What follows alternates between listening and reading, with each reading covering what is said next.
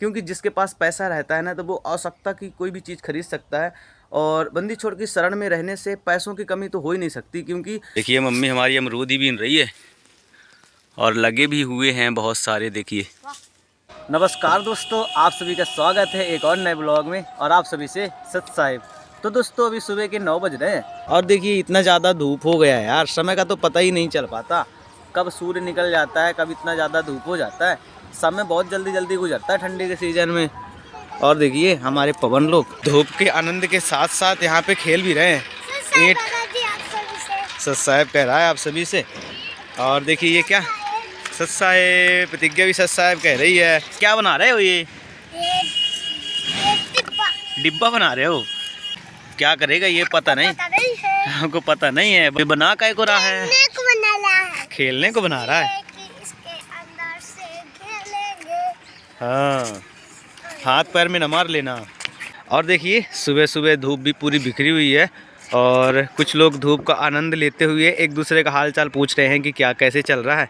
और ये लोग अपने काम में जाने की व्यवस्था कर रहे हैं, सभी अपने दिन की शुरुआत कर रहे हैं। हमको अब दस्ताना मोजा चाहिए पापा, हमको अब दस्ताना मोजा चाहिए। अच्छा, दस्ताना मोजा चाहिए?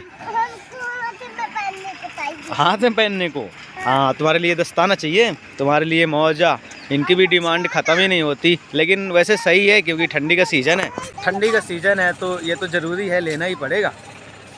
क्योंकि 2-3 दिनों से ना ज़्यादा ही ठंडी कुछ हो रही है। और दोस्तों हम लोग अभी अपने छत पे है और बस धूप का ही आनंद ले रहे हैं। उसके बाद फिर इधर उधर कुछ काम करने के लिए जाएंगे। कबड्डी खेलते हैं? तुम्हारे मामा जी? हाँ, इसके मामा जी कबड्डी खेलते हैं। और तुम्हारे मामा जी क्या करते हैं पवन? हाँ, अरे मैं तो भूल गया था यार, दोनों के तो सेम ही मामा है ना। अरे हमारे तो 2 मामा हैं। 2 मामा हैं? अच्छा अच्छा। तुम ना प्रतिज्ञा, पवन भैया बोल रहा है तुम्हारे मामा जी छोटे वाले हैं। छोटे वाले मामा जी तुम्हारे हैं कि बड़े वाले? छोटे वाले हैं, दूध वाले भी हैं और मामा भी। तो पवन तो बोल रहा है कि राहुल मामा मेरे हैं, सागर मामा प्रतिज्ञा के। ये तो सागर मामा राहुल मामा से छोटे हैं। हाँ। और तो प्रतिज्ञा उसकी है, हम दोनों हैं। हाँ, देख रहे हो दोस्तों, मामा भी बट गए आज तो। चलो चलते हैं नीचे, खाना वाना खाएंगे। तो चलिए चलते हैं दोस्तों नीचे, खाना वाना खाएंगे क्योंकि लगभग 9 बजने लगा तो भूख भी लगने लगी है। तो चलिए आप लोग आराम से चलना प्रतिज्ञा। हाँ, तुम तैयार भी हो स्कूल जाने के लिए? चलो तो।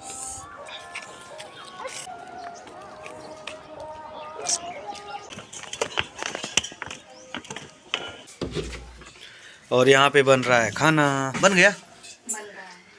बनाओ तो भूख लगी है यार। क्या क्या बन गया? खाएं तो हम? चलो तो खाते हैं। पहले तुम्हें खाओगे प्रतिज्ञा खाना? चलो तो फिर। प्रतिज्ञा टठिया लेने जा रही है। ले आओ प्रतिज्ञा। प्रतिज्ञा प्रतिज्ञा एक बोरी लेकर आओ, तब ना बैठेंगे। चलिए हमारे लिए खाना आ गया, खाते हैं। कौन आने वाला है पवन? कौन आने वाला है? अधिकारी आएंगे। बैग हमसे साफ कर रहा है, अधिकारी आने वाले हैं ना आज। बैग साफ ना रहेगा तो पिटाई होगी फिर इसकी, है ना पवन? होगी ना? चलो कर देते हैं तुम्हारा बैग साफ। और देखिए ये इतना कचरा भर के रखता है बैग में। इसको काहे भर के रखता है बैग में? इसको बाहर रखा करना यार। वो जल्दी नीचे मत फेंको, साफ करना पड़ेगा। और दोस्तों अभी ना लगभग दोपहर के 1 बज रहे हैं और आज मैं आया हूँ अपने गाय के लिए चारा लेने, जो कि मम्मी मुझे बोल रही थी कि चलो चारा ले आओ। तो देखो मेरी मम्मी जो है ना वहाँ पे चारा अभी काट रही है, थोड़ी देर बाद जब कट जाएगा तो लेकर जाऊँगा। और छोटू आज कहाँ पे खड़ा रहा है? गिड़ा आने लगे ज़्यादा मवेशी। हाँ, कचर गए हैं मवेशी। हाँ, कल आए रहे बहुत ज़्यादा। 3 आए थे। मवेशी जो हैं बहुत ही ज़्यादा आते हैं, नुकसान कर जाते हैं ना, तो उसी के लिए ये गेड़ा गड़ाकर व्यवस्था कर देगा चारों तरफ तार लगा के, जिसमें कि मवेशी जाली लग जाएगी, है ना? तार वाला सिस्टम ख़त्म। ये बढ़िया रहेगा, उसके बाद फिर नो टेंशन, है ना? हाँ, देखिए दोस्तों परमात्मा की असीम कृपा से हमारे खेत में, मतलब थोड़ा सा दूर है खेत। देखिए जो हमारा ये घर है ना, तो इस घर से थोड़ा सा दूर पे वो खेत है, वहाँ पे हम लोगों की अक्सर नज़र नहीं जा पाती है, क्योंकि थोड़ा सा आउट है ना, तो मवेशी घुस के उसमें चरते रहते हैं, नुकसान कर देते हैं और हम लोगों को पता ही नहीं चल पाता। तो परमात्मा की इतनी असीम कृपा हुई कि अब उस वाले खेत में जाली लग जाएगी, तो दूर है नहीं देख पाएंगे, तो जाली मदद करेगी और मवेशी नहीं जा पाएंगे, क्योंकि जाली से मवेशी अंदर नहीं जा पाते हैं। जो तार रहती थी ना, तो तोड़ के कहीं ना कहीं से चले ही जाते थे अंदर, लेकिन अब परमात्मा बंदी छोड़।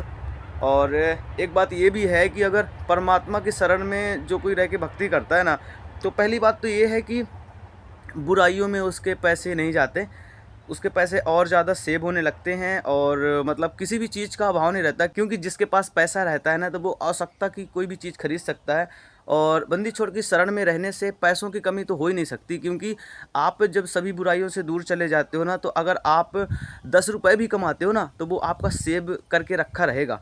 और बहुत तो हम लोग ऐसे देखते हैं कि वो दिन का 2000, 3000, 5000 भी कमाते हैं, महीने में 1 से 1.5 लाख रुपए भी कहीं कहीं किसी महीने में वो कमा लेते हैं, लेकिन उनके खेतों में आज तक जाली नहीं लग पाई, क्योंकि उनके पास बुराइयां हैं, जुआ खेलते हैं, दारू पीते हैं, और मांस, मुर्गा, मछली, जितनी भी बुराइयां हैं उनके पास सब विद्यमान हैं, वेश्याचारी, जिसके कारण उनका पैसा सेव नहीं हो पाता है, कहीं ना कहीं पे पैसा उनका खर्च होता ही रहता है। जिसके पास बुराइयां रहती हैं उनके पास पैसा सेव नहीं हो पाता, तो उनके खेतों में आज तक जाली नहीं लगी, और उनके खेत सबसे पहले ही मवेशी खाते हैं, जो लखपति लोग हैं हमारे गांव के।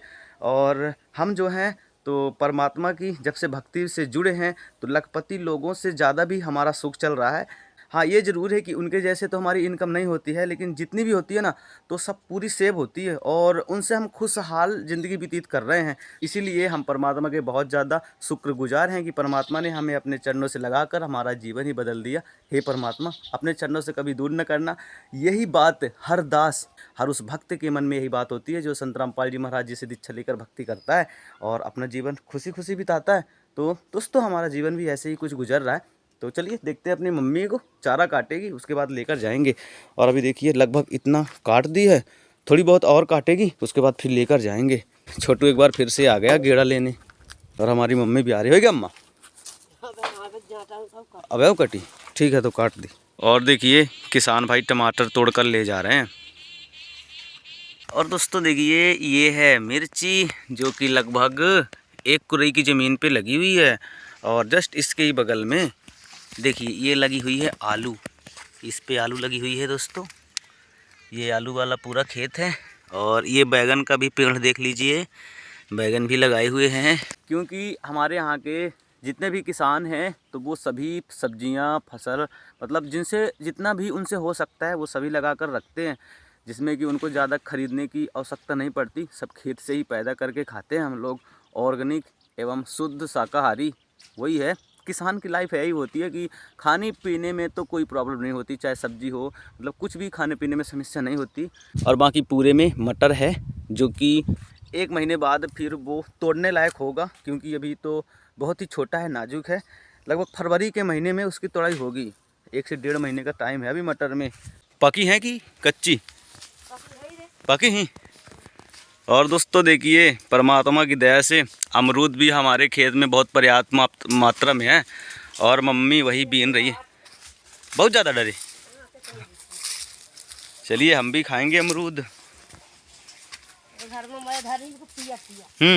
देखिए मम्मी हमारी अमरूद ही बीन रही है, और लगे भी हुए हैं बहुत सारे। देखिए ले लिए दोस्तों अमरूद,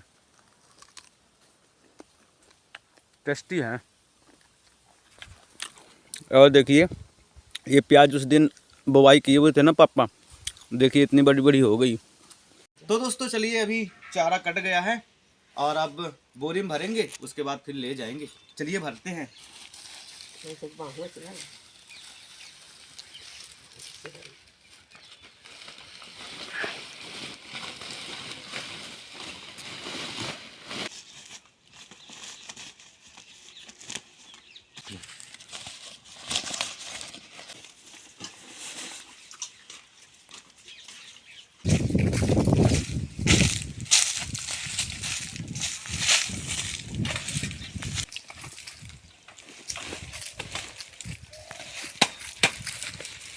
तो दोस्तों सुबह हम ये साइकिल लेकर आए थे और अब इसी में रख लिए हैं और बोरी में पैक करके अब आराम से चला जाएगा।